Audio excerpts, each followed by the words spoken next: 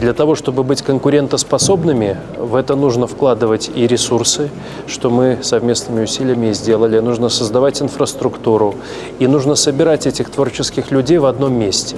И благодаря тому, что здесь уже есть 70 резидентов, и я верю, что план, поставленный главой и его командой, достичь 150, он состоится.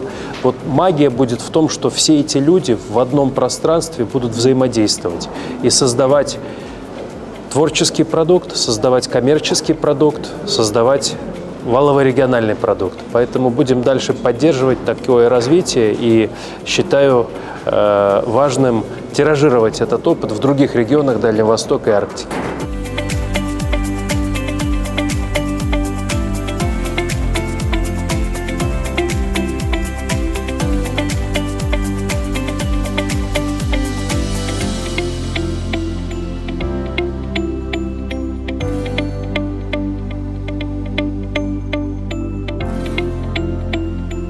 Сегодня мы покажем технологии виртуальной реальности и иммерсивные технологии, с помощью которого можно создавать анимации, вот с помощью, допустим, вот костюма захвата движения, что позволяет создавать быстрые анимации для игр, для кино, для мультфильмов, вот, и также различных медиаконтента, где у нас присутствуют персонажи какие-нибудь, да, виртуальные.